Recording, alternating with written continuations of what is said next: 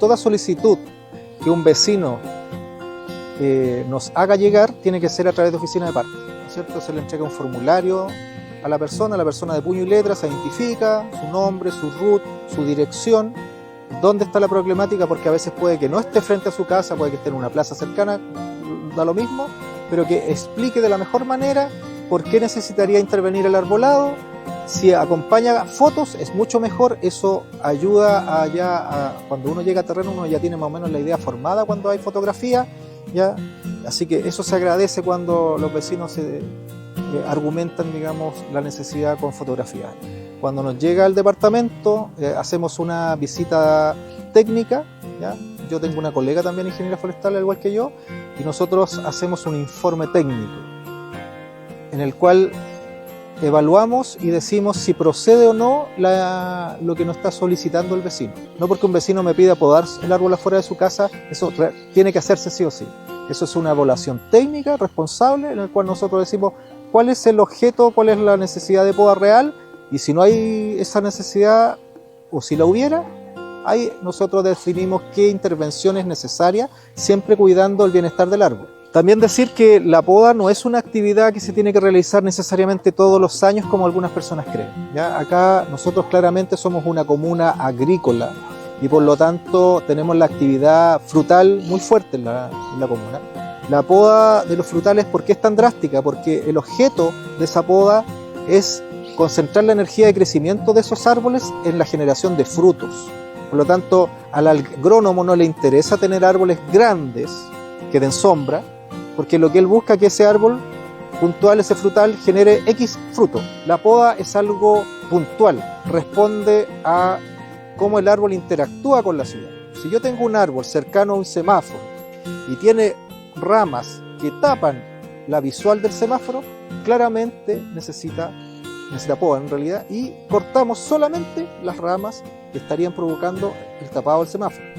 Si hay un árbol que por su crecimiento obstaculiza la iluminación que dan las luminarias, vamos a cortar esas ramas que están provocando el problema. Pero no es una poda a todo el árbol, porque sí, son cosas puntuales. Si hay una rama que está orientada hacia el interior de un domicilio y está sobre el techo, y cuando se genera viento esa rama estuviera golpeteando el techo, claramente la gente cuando lo solicite por escrito en la oficina de parte, nosotros vamos a constatar el hecho y vamos a mandar a los equipos operativos a cortar la rama que está provocando el problema o potencial problema también, ¿ya? Ahora, cuando hay árboles que por su crecimiento llegan a los cables, ya sea telefónicos o eléctricos, la verdad es que no es per se un problema que haya que atacarlo con poda inmediatamente. Se evalúa si el cable es desnudo, es decir, conduce electricidad al ser tocado por el árbol, o son cables cubiertos, que es la mayoría de los casos. En las zonas más antiguas solamente todavía persisten cables desnudos, que cuando las ramas de los árboles, por vientos invernales, hacen movimiento y pueden hacer que esos cables se topen, salgan chispas, eso claramente tiene que ser el vecino afectado, dar aviso a CGE, porque CGE es la empresa encargada de garantizar un suministro eléctrico permanente.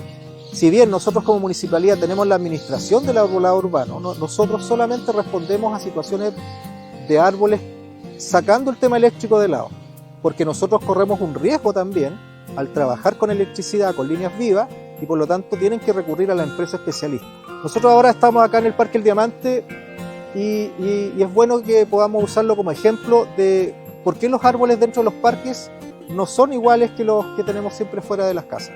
Los árboles de las casas en general, árboles ya añosos, que han sido podados durante mucho tiempo, nunca han tenido su forma natural. O sea, los acacios que uno ve, pequeños, no sé, 3, 4 metros, diámetro importante, una copa insignificante, que da muy poca sombra, no es un acacio de forma natural.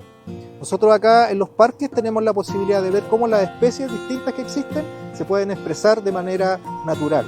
Y si le hacemos poda, eventualmente son podas de levante de copa o refaldado, como se llama, de manera de mejorar la circulación que puede haber de personas.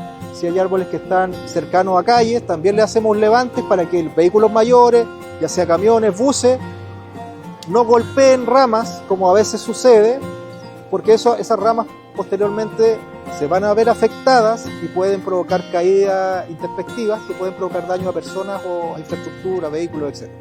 ¿Ya?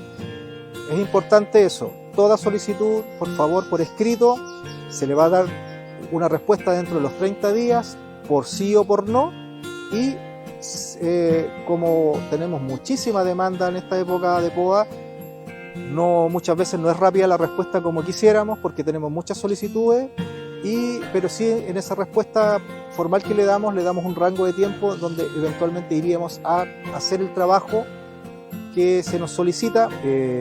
Nosotros vamos a concurrir a terreno, vamos a hacer la evaluación técnica responsable que siempre hacemos, y si procede a hacerlo, nosotros como municipalidad somos los únicos que podemos hacer estas labores.